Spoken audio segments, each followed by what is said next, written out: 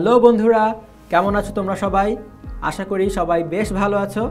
আমি FM আবির তোমাদের সবাইকে স্বাগত জানাচ্ছি গো G8-এ।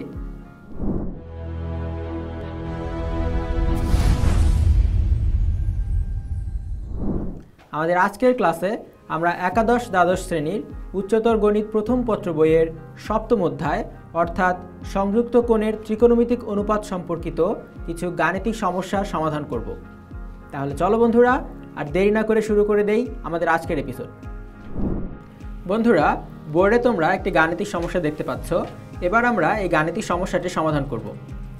এখানে বলা হয়েছে যদি cot alpha plus cot beta equal to a হয়, tan alpha plus tan beta equal to b হয় এবং alpha plus beta equal to অন্য আরেকটি কোণ থিটা হয়, তবে প্রমাণ করো যে tan theta equal to a into b divide by a minus b।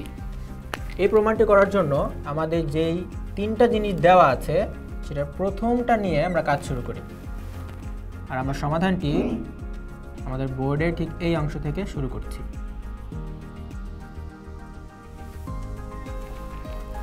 আমরা লিখি কি দেওয়া আছে।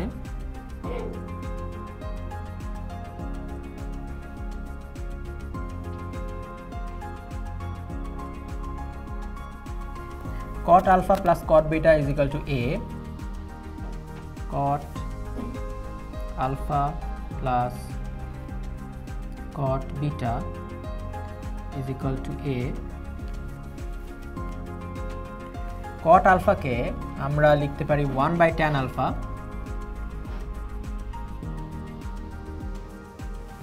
plus similarly cot beta কে আমরা লিখতে পারি 1 by tan beta is equal to a। এখান থেকে আমরা tan alpha tan beta কে এর মধ্যে লসাগু যদি করি আমরা, অর্থাৎ আমরা এই দুইটি কোণকে যোগ করতে যাচ্ছি, তাহলে আমরা লিখব tan alpha into tan beta। tan alpha tan beta কে tan alpha দ্বারা যদি ভাগ করি থেকে যায় tan beta, সেটার সাথে লবের গুণ করলে আলটিমেটলি আমরা পেয়ে যাই tan beta প্লাস একইভাবে এখানে ভাগ করে লবের সাথে গুণ করলে আমরা পেয়ে যাই tan alpha is equal to a। এখান থেকে tan beta plus tan alpha এই মানটি দেয়া আছে, tan alpha plus tan beta সমান বলা আছে b।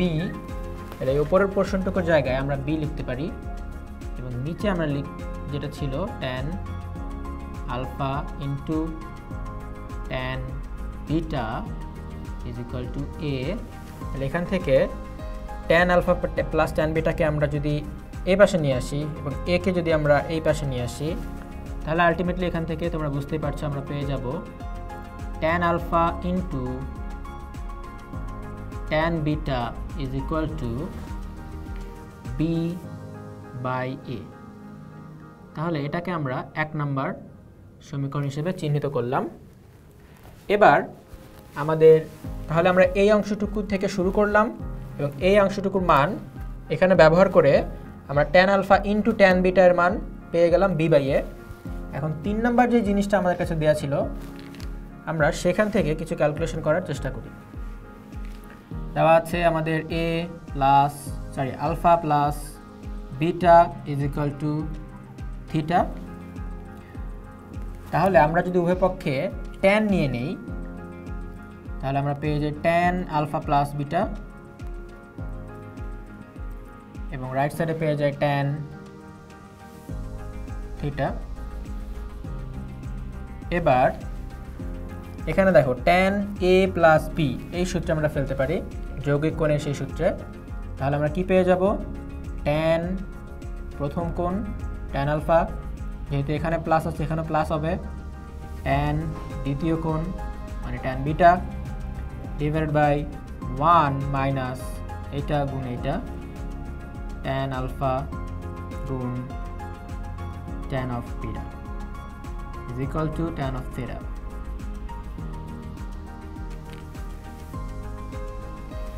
এরপর আসলে আমরা কি করতে পারি, লক্ষ্য করো tan alpha plus tan beta এর মান কিন্তু আমাদের দেয়া আছে b উপরে লিখে ফেললাম b divided by 1 minus tan alpha into tan বিটার মান কিন্তু আমরা এখান থেকে নিতে পারি বি বাই এ, আর লিখে ফেললাম বি বাই এ, এবং এটা 1 নম্বর সমীকরণ থেকে আমরা লিখেছি। এবং আমাদের রাইট সাইড থেকে গেল tan থিটা। দেখো বন্ধুরা, আমাদের কিন্তু এটাই প্রমাণ করতে হবে, tan theta is equal to A b এর একটা কম্বিনেশন এখানে আছে। তাহলে এখানে ক্যালকুলেশন করে আমরা নিশ্চয়ই এটা পাবো। সেই ক্যালকুলেশনটা আমরা করে ফেলি। আমরা লিখি সুতরাং tan থিটা, এটাকে শুরুতে লিখলাম। এখানে নিচে দেখো উপরে আছে আমাদের বি, নিচে 1/1 চিন্তা করতে পারি। এ আর 1 এর লসাগু হবে এ, 1 এর সাথে গুণ দিলে এ মাইনাস বি লিখতে পারি আমরা।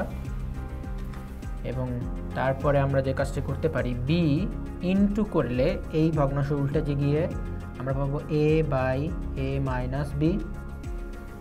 সুতরাং আলটিমেটলি আমরা অ্যান্সারটা এই পাশে লিখি, tan theta is equal to A B into A, তার মানে এ বি ডিভাইডেড বাই নিচে আসছে এ মাইনাস বি। তাহলে দেখো বন্ধুরা, এই জিনিসটা কিন্তু আমাদের প্রমাণ করতে বলা হয়েছে। তাহলে আমরা কিন্তু প্রমাণটি সম্পন্ন করে ফেললাম।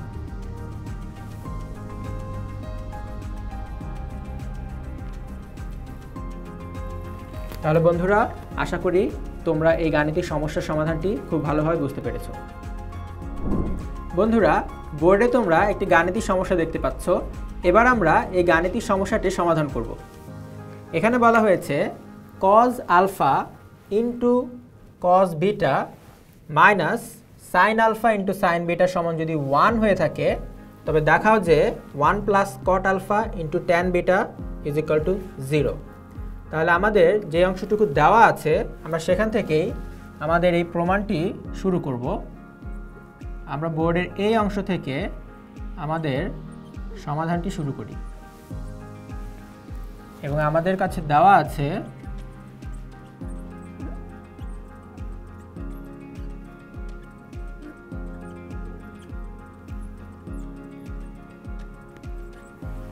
cos alpha into cos of beta minus sin alpha into sin of beta is equal to 1। তাহলে এখান থেকে আসলে আমরা কি লিখতে পারি? দেখো বন্ধুরা, এখানে যদি আমরা আলফাকে এ হিসেবে চিন্তা করি আর বিটাকে বি হিসেবে, তাহলে এখানে আমাদের কাছে আছে cos a into cos b minus sine A into sine B. আমরা কিন্তু এই সূত্রটি আগেও দেখে এসেছি। সূত্রটি ছিল এরকম, cos, এবং এখানে মাঝখানে মাইনাস আছে, তার মানে cos a প্লাস b এর সূত্রটি ছিল প্রথম কোণের cos ইন্টু দ্বিতীয় কোণেরও cos, প্লাস থাকার কারণে cos এর সূত্রে মাইনাস, এবং প্রথম কোণের এবার সাইন ইন্টু দ্বিতীয় কোণেরও সাইন। এক্স্যাক্টলি এই ফর্মে কিন্তু আমাদের এখানে আছে, শুধু এ আর বি এর জায়গায় আলফা আর বিটা আছে। তার মানে এখান থেকে আমরা সরাসরি বলে দিতে পারি cos of alpha plus beta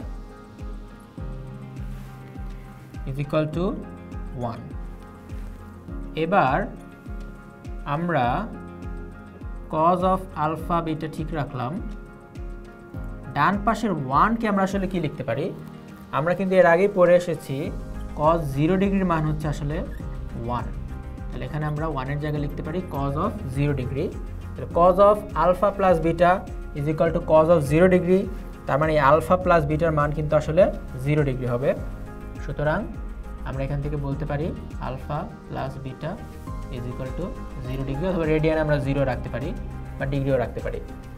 আমরা এভাবে চিন্তা করতে পারি যে উভয় পক্ষ থেকে আমরা কসটাকে বাদ দিয়ে জাস্ট এদের অ্যাঙ্গেলটাকে সমান লিখেছি, যেহেতু এই cos আলফা প্লাস বিটা এবং এখানে cos 0 দুটা সমান।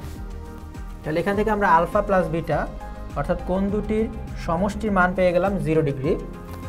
এবার আমরা যে অংশটুকু দেখাতে হবে বা প্রমাণ করতে হবে, সেই অংশটুকুর লেফট হ্যান্ড সাইড থেকে ক্যালকুলেশন করে আমরা দেখি 0 প্রমাণ করতে পারি কিনা।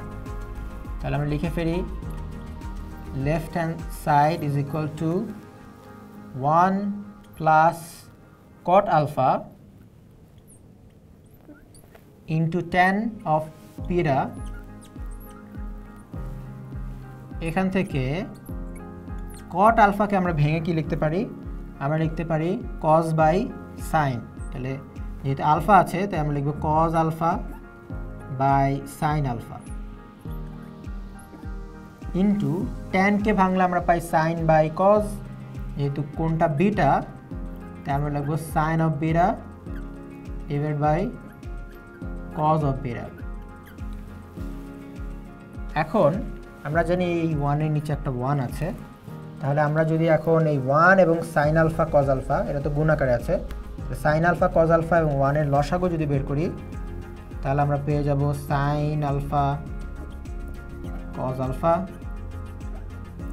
একইভাবে আমরা যেভাবে দুটো ভগ্নাংশ আকারে থাকলে যোগ করি, এই 1 দিয়ে এটাকে ভাগ করলে 1 পাই এবং এই 1 দিয়ে এটাকে ভাগ করলে আমরা আসলে এটাই পাই sin alpha into cos alpha। সেটার সাথে লবের 1 কে গুণ করলে আমরা আসলে sin alpha into cos of, এখানে আসলে cos বিটা ছিল আলফা নয়, তাহলে এখানে আসলে বিটা লিখতে হবে। তাহলে আমরা এখানে cos of বিটা লিখে দিলাম, sin alpha into cos of beta plus এটুকু দ্বারা যদি এটুকু ভাগ করি আমরা পাই 1, সেটার সাথে লবকে গুণ করলে আমরা লবে যা আছে আসলে তাই পাই cos of alpha into sin of beta। তারপরে আমরা আসলে কি লিখতে পারি, আমাদের হরে যা ছিল আমরা সেটার কোনো পরিবর্তন করতে পারবো না, আসলে সেটার কোনো পরিবর্তন করা যায় না। তবে আমাদের লবে যে অংশটুকু এসেছে sin alpha into cos beta plus cos alpha into sin beta খুবই পরিচিত ফর্ম, এবং সেটা কিন্তু আসলে sin a plus b এর সূত্র মেইনটেইন করেই এই ফর্মটি আমরা দেখতে পাচ্ছি। sin a plus b মানে কি ছিল, sin a প্রথম কোণের sin, দ্বিতীয় কোণের cos,